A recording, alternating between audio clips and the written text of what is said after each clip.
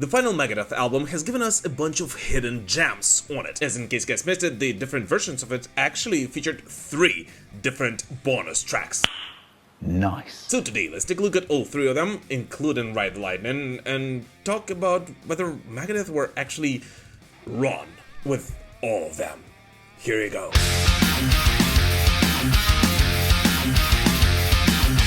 So, in case you guys missed it, in addition to the Ride the Lightning cover, which pretty much every Megadeth fan is of course aware of, Megadeth also released Bloodlust as a Target exclusive bonus track, and Nobody's Hero, which was featured on the expanded digital album version. And in my opinion, both of them were actually done pretty dirty.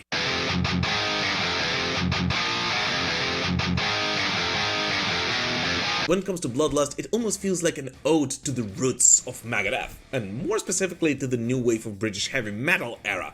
Yet, weirdly enough, at the same time, musically, it almost feels like one of the most adventurous routes this band has taken in a very long time.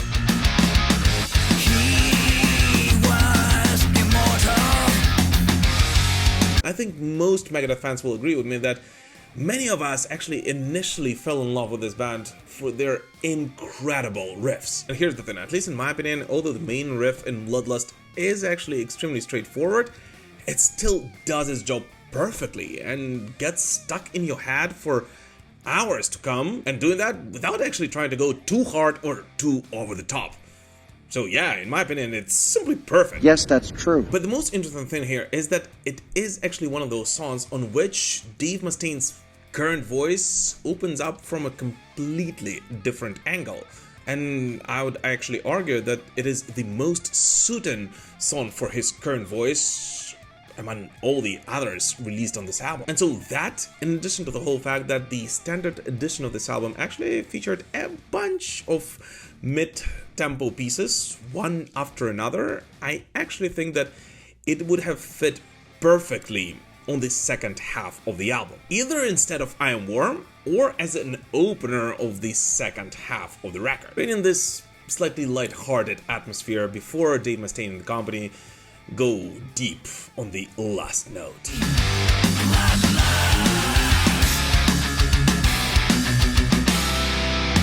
And then there's Nobody's Hero, and that song just hit differently. Musically, Nobody's Hero feels like a spiritual sibling to the United Abominations era. Mid to high tempo, melodic, but still very heavy. And there is actually a weight to it. It's got that layered riff structure that we've seen Megadeth do gazillion times before in their career, and the chorus that actually lends emotion. No mercy in his veins, he's nobody's hero. But what really stands out to me is the sentiment of it. And I know that I might be going crazy and reading way too much into it, but this song almost felt like a tribute. A tribute to the legendary figure in heavy metal, the iconic Megadeth mascot Vic Rattlehead. It is as if Mustaine is closing a chapter, reflecting on everything Megadeth's masked figure ever stood for, possibly even subconsciously. And that's exactly, there's a bit of this melancholy to this song. Or I'm reading way too much into it. A black suited viper with venom on his breath. But nevertheless, if Bloodlust would actually fit perfectly on the standard edition, Nobody's Hero simply has to be considered a part of this album, at least to me. And if we accept the whole idea that it is a tribute to Vic Rattlehead, I actually think that it would be a perfect bridge between the main part of the record and the last note. As although I Am War is a great reflective song, Nobody's Hero would actually fit the narrative of this album perfectly, creating even more depth to it and building this emotional foundation for the last Megadeth song ever.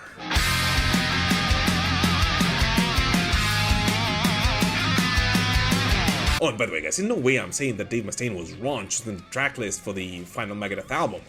I'm pretty sure he knows what he's doing, but what I'm trying to say is that if both of those songs would actually have been included on the standard edition of this album and would actually be considered a part of it, this record might have actually opened up from a completely different angle. He's nobody's hero. And thus we come to what possibly was the most anticipated song on this album, Megadeth's rendition of Metallica's Ride the Lightning.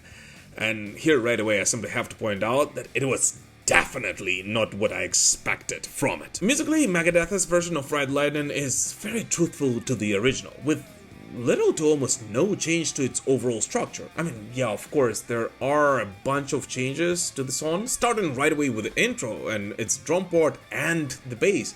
But overall, I actually expected it to be way different, because I actually thought that Dave Mustaine would bring back the original riff he wrote for that song, which apparently, according to legend, James and Kirk simplified a bit to make it fit the Metallica sound. But no, it was pretty much exactly the same riff as on the original Metallica version.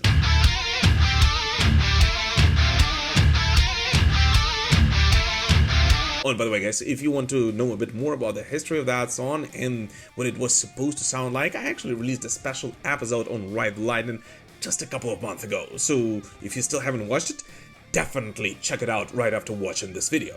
But nevertheless, despite the structure and the riffs on this song being pretty much identical to the one that we heard back in 1984, the two versions still do not sound alike. As in my opinion, the Metallica version of that song was actually way less punchy, but way more atmospheric.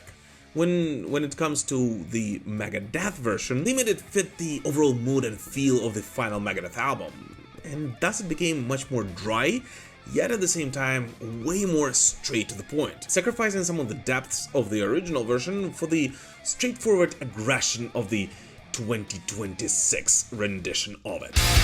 Guilty as charged, but damn it, it ain't right. There's someone else controlling me.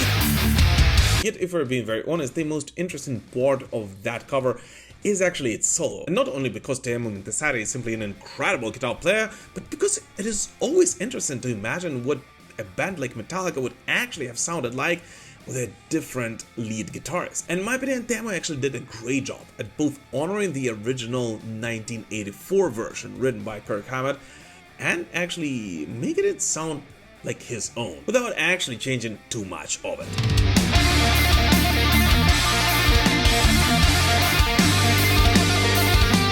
But the main difference between these two songs is that, well, let's not forget, the 1984 Metallica version of Ride Lightning was recorded when the boys were in their 20s. Therefore, it simply channels this relentless energy, which of course is very hard to replicate when you are in your 60s.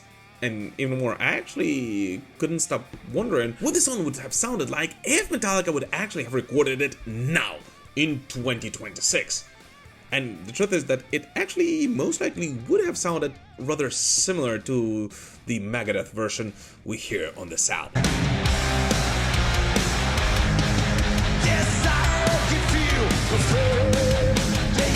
So is the Megadeth version better than the Metallica one?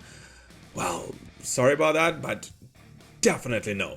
And yeah, those who are not new to this channel know that Ride Lightning is my absolute favorite Metallica record, and it was actually the first metal album that I bought with my own money, so it holds a very dear place in my heart. And if you ask me, I wouldn't change a note on it. I mean, I even love Escape, but even without that prejudice, I mean, I think most fans would actually agree that the Megadeth version does not actually bring anything extraordinary or new to the table.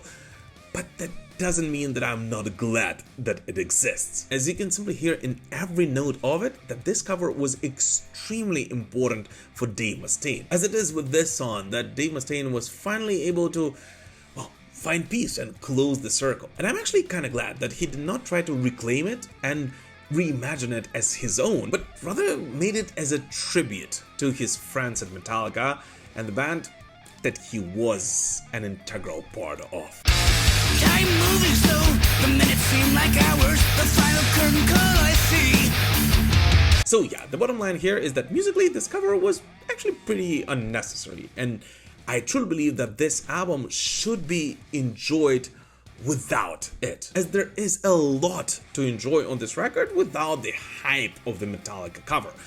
Yet nevertheless, I am happy that Dave Mustaine was able to close the circle and put this whole Metallica story behind him once and for all.